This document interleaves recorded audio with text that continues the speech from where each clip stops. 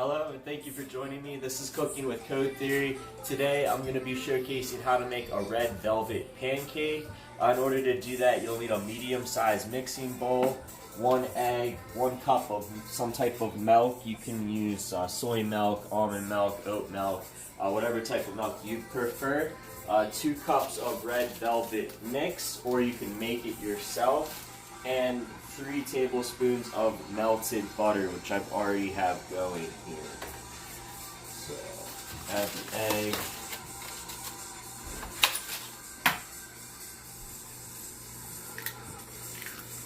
Try not to get any of the shell in there. If you do, just go ahead and carefully get it out.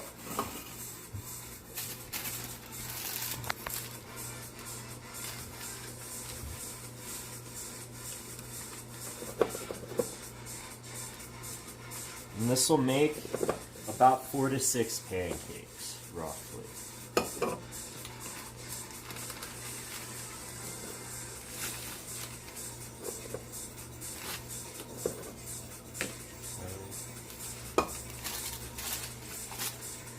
One cup of milk.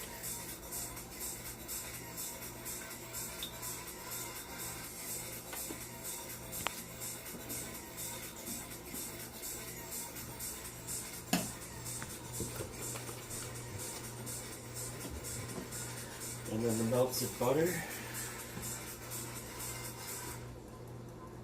sure, try to get as much of that as you can in there.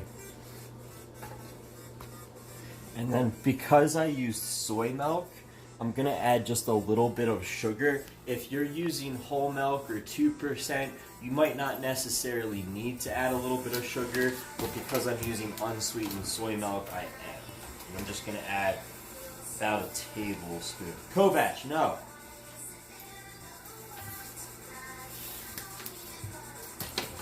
I'm gonna mix this up really well. So you want it to be nice and consistent and not chunky at all.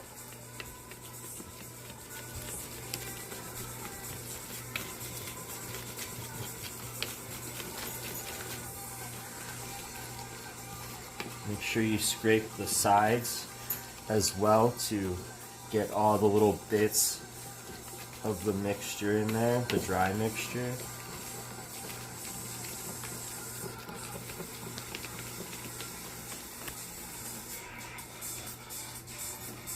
You can stop. So your batter should look like this. Get it as smooth as you can. Try not to have little bits of flour. It should be pretty thick too. If it is a little thinner, you can add a little extra. You can add some flour to it. Add like a tablespoon, whisk it up, and then see what you're at from there. So, got a pan. So you want a pan preheated. I have this on kind of like a medium low. I don't want to have it on a medium high because red velvet, just like the cake mix alone, it's really easy to burn. Like in a matter of a minute, you can burn a red velvet cake, and the same thing with the pancake mix.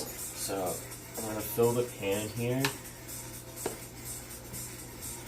And you can tell I'm using about, I think this is a 4-inch non-stick pan.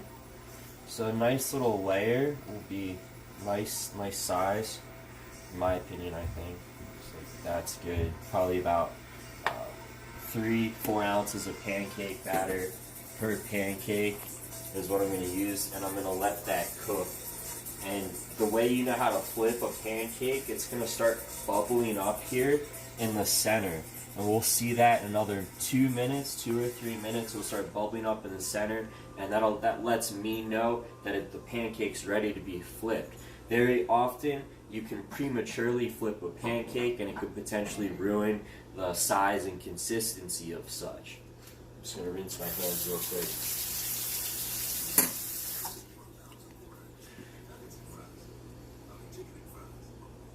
Alright, so these are the bubbles that I was talking about. This signifies to me that this pancake is ready to be flipped. Another signification is if you grease this pan decently, it'll move around in the pan. I almost want to flip it, but I wouldn't recommend it just because it's red velvet cake mix partly. So I'm just going to carefully flip this.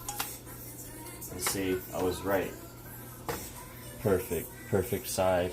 Just gonna put that down a little bit. And this is gonna just cook for another minute or two. And if you've never made red velvet pancakes, I would highly recommend it. It'll make your day. And the same thing, when I have this on the other side, I will know this is done the kind of the same way, in the sense that I'll be able to move it around in the pan.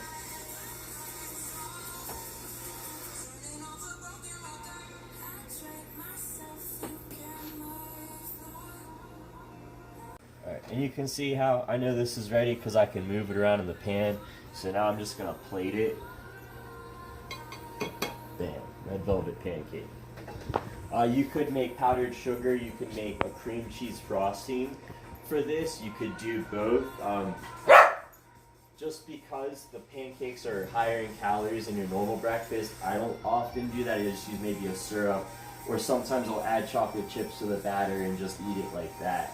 Thank you for joining me. You can check me out, SoundCloud, Facebook, Instagram, YouTube, Mixcloud, Cod3Theory. That's Cod3Theory. I'll see you next time.